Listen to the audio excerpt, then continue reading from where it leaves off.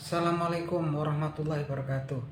Selamat malam para sedulur YouTube, ketemu lagi dengan saya Agung Wijanarko. Seperti biasa para sedulur, di malam hari ini saya pengen menyapa para sedulur-sedulur saya, sobat-sobat saya, teman-teman saya yang udah subscribe di kanal YouTube saya ini. Oke teman-teman, seperti biasa di malam hari ini saya pengen ngajak teman-teman ngobrol santai seputaran tema-tema ataupun topik-topik yang lagi viral di media sosial ya teman-teman, yang memang sampai saat ini memang masih lumayan viral, lumayan masih banyak diperbincangkan orang, adalah kisruh ya, tentang sengketa kisruh tentang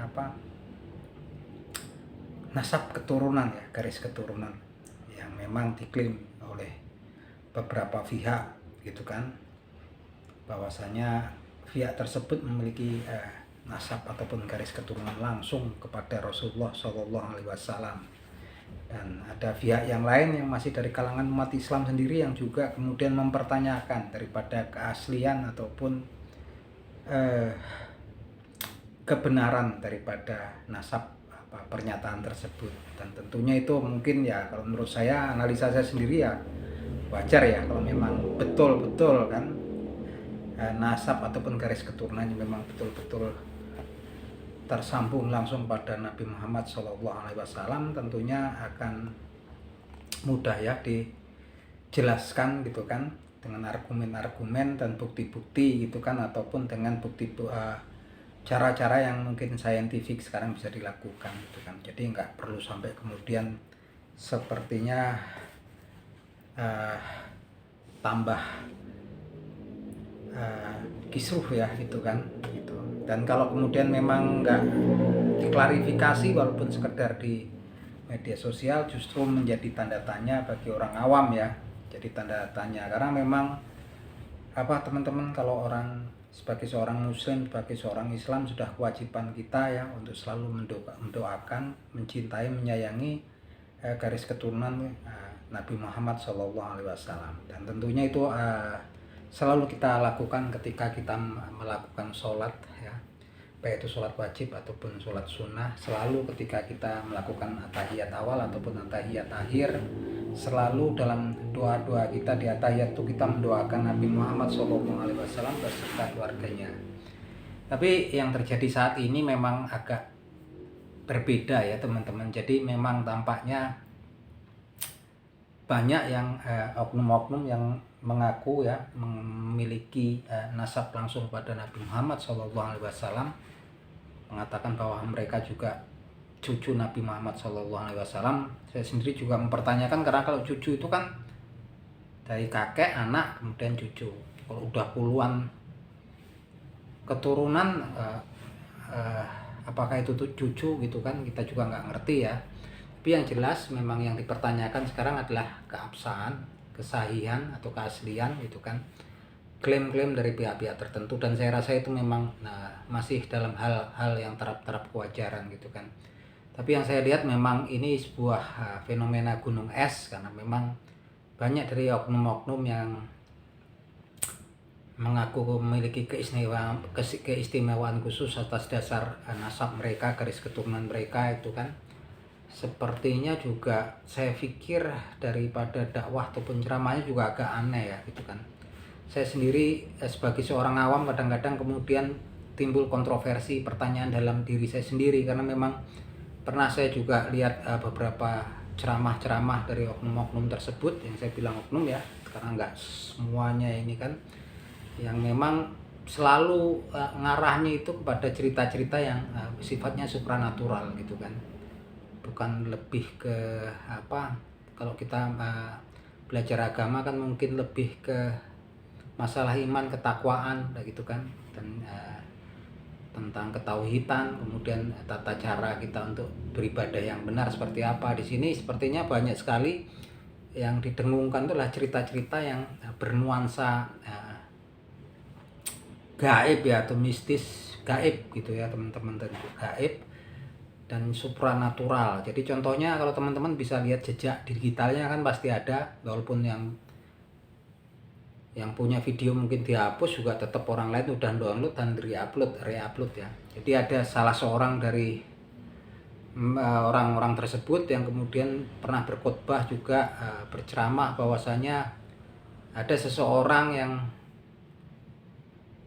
kan ada seseorang yang lagi berzikir gitu kan. Ada seseorang dari kelompok mereka gitu kan, yang dari nenek moyang mereka yang memang sangat alim katanya kan. Kemudian orang tersebut lagi asik berzikir lagi khusyuk berzikir kepada Allah Subhanahu wa taala, dan di dekatnya adalah area pekuburan yang katanya juga ada seorang yang pendosa lagi disiksa di alam kubur oleh malaikat mungkar dan nakir.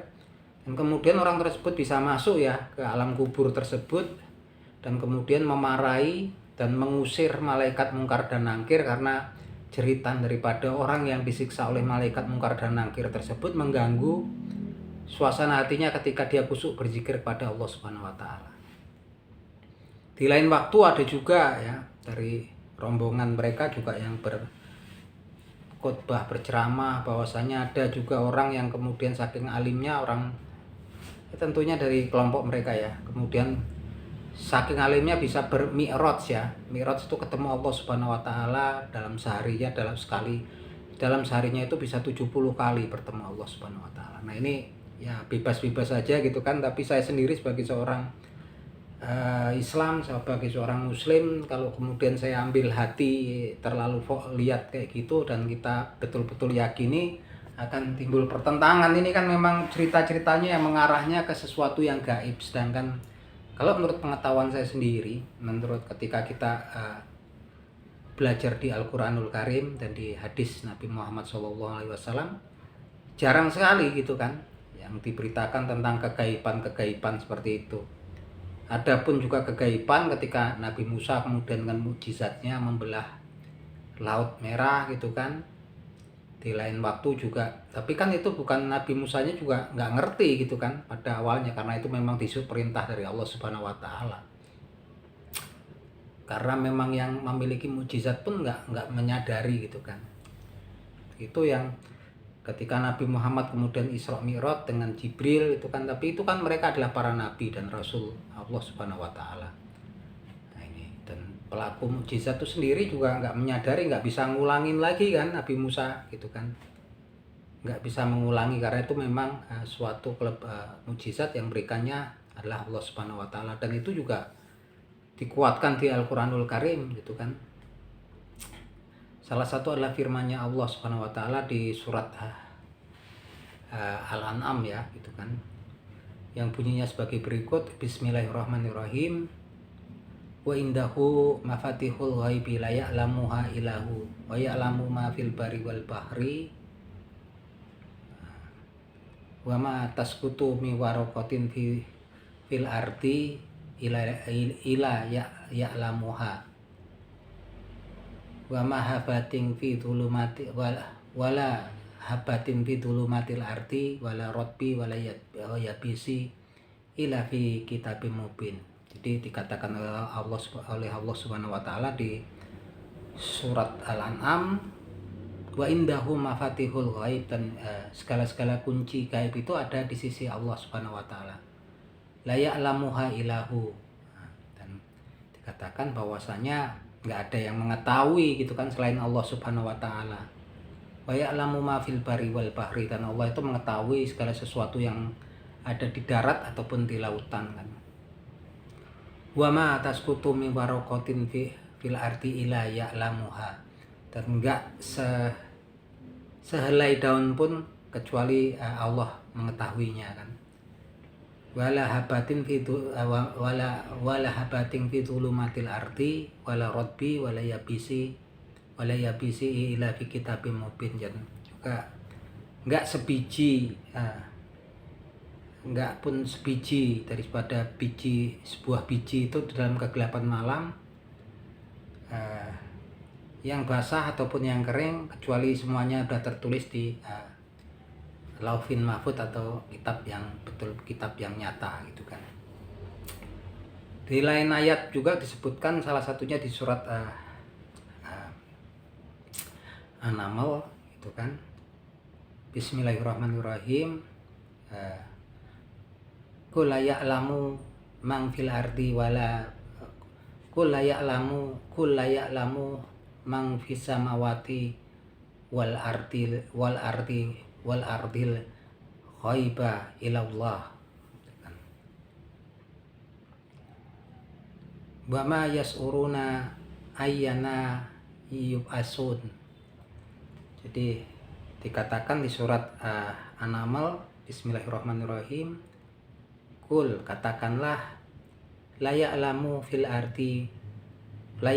fis samawati wal ardil ghaiba ilallah. Jadi nggak ada satupun seseorang pun baik di langit ataupun di bumi yang mengetahui yang gaib kecuali Allah. Nah itu. Dan kemudian wa ma yas'uruna ayyana yub'asun, dan mereka pun nggak ngerti kapan mereka akan dibangkitkan, orang-orang yang udah mati. Dari dua ayat tersebut menyatakan bahwa segala sesuatu yang gaib itu memang hanya milik Allah Subhanahu wa taala ya, gitu kan. Dan banyak peristiwa-peristiwa yang terjadi pada zamannya Nabi Muhammad SAW, bahwasanya Nabi Muhammad juga dalam beberapa perkara beliau betul-betul nggak tahu yang gaib kecuali memang yang diwahyukan dari Allah Subhanahu wa taala kepada beliau. Yang jelas patokannya itu teman-teman, tadi di surat Al-An'am, bahwasanya wa indahu mafatihul ghaibi yang di surat Al-An'am, bahwasanya segala sesuatu yang gaib itu yang tahu hanya Allah Subhanahu wa taala. Wa indahu mafatihul ghaibi la ya'lamuha illahu. Jadi segala sesuatu kunci gaib itu ada di sisi Allah Subhanahu wa taala, dan hanya yang Allah Subhanahu wa taala lah yang tahu. Kemudian di surat An-Naml dikatakan bahwasanya qul la ya'lamu ma fis samawati wal ardil ghaiba ilallah, dan enggak ada sesuatu pun baik yang di langit ataupun yang di bumi yang mengetahui yang gaib kecuali Allah Subhanahu wa taala. Nah, ini patokannya teman-teman kalau kita kemudian mempelajari agama, bahwasanya sebetulnya Allah sendiri menyatakan bahwa segala sesuatu yang gaib itu adalah urusan Allah Subhanahu wa taala. Nah, kalau kita kemudian mengikuti ceramah-ceramah dari orang-orang oknum-oknum tertentu yang kemudian menceritakan hal-hal yang tampaknya agak kontroversi, berlawanan ya kan, itu kan. Gimana seorang kemudian tahu yang gaib? Karena malaikat itu salah satu kegaiban ya, salah satu yang bersifat gaib. Yang gaib kan ada Allah Subhanahu wa taala, ada para malaikatnya, ada kemudian makhluk jin. Itu segala sesuatu yang gaib, artinya memang nggak ngerti kita kan, karena kegaiban tuh yang tahu hanyalah Allah Subhanahu wa taala. Kalau kita lihat daripada firman Allah Subhanahu wa taala di dua surat ya, di surat Al-An'am dan surat An-Naml tadi yang saya sebutkan sebelumnya, gitu kan. Gimana seorang kemudian mengatakan bahwasanya ada orang kemudian karena hanya sepele ya, terganggu ketika dia berzikir, merasa terganggu karena kemudian ada roh seseorang. Roh itu kan gaib, alam kubur, alam barzah juga gaib, karena ada roh seseorang yang kemudian mengalami siksaan, disiksa oleh malaikat mungkar dan nakir, dan suara sololongan, suara orang itu kesakitan ketika disiksa, mengganggu ketika dia berzikir pada Allah Subhanahu wa taala, gitu kan.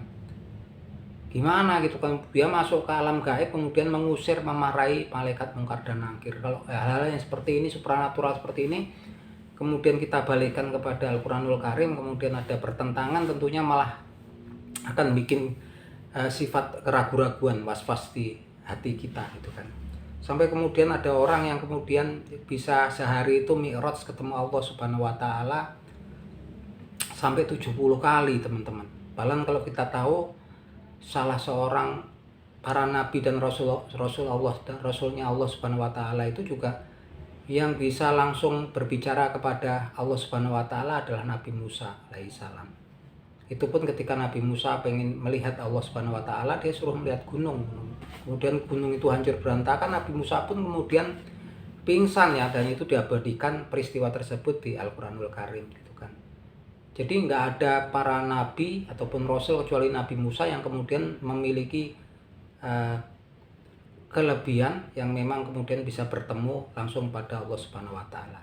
Kecuali Nabi Musa dan juga Nabi Muhammad ketika Isra dan Mi'raj bersama malaikat Jibril ya, gitu kan. Nah, ini ada seseorang yang kita nggak tahu apakah nabi atau bukan nabi ataupun rasul, kemudian bisa Mi'raj sampai 70, bertemu Allah Subhanahu wa taala sampai 70 kali. Sedangkan dikatakan sendiri ketika Allah Subhanahu wa taala pun kepada Nabi Muhammad SAW yang jelas-jelas dia Habibullah, kekasihnya Allah Subhanahu wa taala, pun nggak bertemu langsung ya, melalui perantara yaitu malaikat Jibril. Dan selalu Allah Subhanahu wa taala nggak bertemu langsung dengan para nabi dan rasulnya, sekalipun itu adalah salah satu rasul kesayangan Allah Subhanahu wa taala, Habibullah ya, kekasihnya Allah. Katakan selalu Allah Subhanahu wa taala untuk bertemu dengan makhluknya melalui wahyu, melalui perantara malaikat, pesuruhnya Allah Subhanahu wa taala. Nah, ini kita nggak tahu ya, tapi ya mungkin sebagai orang Islam sebenarnya simpel-simpel aja ya teman-teman. Teman-teman, sekarang kita ini kan memang udah pendidikan kita itu tarafnya juga nggak kayak 25 tahun atau 30 tahun yang lalu ya. Kita udah mengenyam pendidikan, tentunya bisa membedakan dengan logika kita mana yang meragukan benar, yang meragukan, dan yang salah yang mana. Dan kita kalau beragama itu sebetulnya kan simpel teman-teman. Kita punya kemampuan, Al-Quran juga udah ada, Al-Quran pun tafsirnya juga ada, terjemahannya juga ada, hadis pun seperti itu gitu kan. Dan insya Allah kalau kita memang niatnya lurus, ingin bertakwa kepada Allah Subhanahu wa taala, pasti Allah Subhanahu wa taala akan memudahkan dan membantu kita. Siapapun kita ya gitu kan, walaupun kita bukan tidak memiliki garis keturunan nasab yang istimewa. Karena itu memang kalau kita lihat siapa sih gitu, Ikrimah bin Abu Jahal. Ikrimah itu bapaknya, garis keturunannya Abu Jahal, seorang musuh besar Nabi Muhammad SAW, juga musuh besar Islam gitu kan. Siapa sih Uwais Al-Qarni bin Amir gitu kan, seorang yang kemudian sampai kemudian Umar bin Khattab radhiyallahu anhu mintakan doa untuk memohonkan ampunan kepada Allah Subhanahu wa taala. Anak keturunan siapa juga nggak disebutkan secara mendetail gitu kan. Bahkan Uwais Al-Qarni bin Amir itu juga ketika orang-orang kemudian tahu, minta doa, menganggap dia istimewa, Uwais gak mau. Uwais Al-Qarni kemudian menghilang ya bersama orang ibunya, kemudian pergi, dan setelah itu juga nggak pernah ada yang tahu kemana Uwais Al-Qarni bin Amir. Itu contoh-contoh mulia seseorang yang memang diberikan kemuliaan oleh Allah Subhanahu wa taala. Bukan kemudian kita dipaksa untuk menghormati, untuk mengagung-agungkan atau memuliakan seseorang yang mungkin perilakunya juga nggak bisa jadi tauladan, nggak bisa jadi contoh pada kita ya teman-teman gitu. Yang jelas teman-teman, apapun itu, kalau kemudian ada beberapa pihak kemudian mempertanyakan keabsahan gitu, kebenaran, itu sah-sah aja, wajar-wajar aja. Bukan berarti kemudian kita membenci garis keturunan daripada Nabi Muhammad Shallallahu Alaihi Wasallam. Enggak ada itu. Memang kewajiban kita sebagai Muslim untuk selalu mencintai, menyayangi, dan mendoakan Nabi Muhammad Shallallahu Alaihi Wasallam beserta anak keturunannya gitu kan. Tapi ini kita kan, kalau ini cuma mempertanyakan orang-orang tertentu, apakah betul gitu kan, apakah betul absah gitu kan. Saya rasa itu dalam hal-hal masih dalam taraf kewajaran dan nggak perlu direspon secara agresif, secara berlebihan gitu kan. Karena memang kan mungkin juga bisa dijelaskan gitu kan, pastinya juga ada bukti-buktinya juga. Dan kalaupun memang betul bisa dibuktikan secara saintifik, secara dengan ilmu pengetahuan, mungkin kalau memang betul garis keturunan dari Nabi Muhammad SAW, tentunya juga nggak masalah gitu kan. Itu aja teman-teman. Artinya teman-teman sekarang kemuliaan ataupun nasab ataupun garis keturunan, yang jelas kita keturunannya siapapun, asal kita memang berniat lurus, ketika berniat kita untuk bertakwa kepada Allah Subhanahu wa taala, pastinya Allah Subhanahu wa taala akan memberikan kemudahan dan juga akan mengangkat derajat kita, memuliakan kita juga, siapapun kita, anak siapapun kita, dari garis keturunan manapun kita. Tentunya kita ketika kita bertakwa secara penuh pada Allah Subhanahu wa taala, insya Allah Allah Subhanahu wa taala menjanjikan bahwasanya Allah Subhanahu wa taala akan memuliakan kita kan. Seperti dikatakan di Al-Qur'anul Karim, eh, inna akramakum indallahi atqakum. Nah, sesungguhnya kemuliaan kalian di sisi Allah Subhanahu wa taala adalah kalian siapa yang paling besar takwanya pada Allah Subhanahu wa taala. Untuk itu kita harus berpikir logis, jangan mudah terpengaruh oleh oknum-oknum atau kelompok-kelompok tertentu yang sebetulnya mereka juga cuman mengambil keuntungan dari kita gitu kan. Mereka juga butuh pengikut, butuh orang-orang yang bisa melayani mereka gitu kan. Artinya kita merdeka, jangan sampai kemudian jalan pikiran kita itu dijajah gitu kan, ditakut-takuti ataupun terjajah gitu kan. Nah ini itu aja teman-teman, semoga bermanfaat ya obrolan kita malam hari ini. Wabillahi taufik wal hidayah. Wassalamualaikum warahmatullahi wabarakatuh.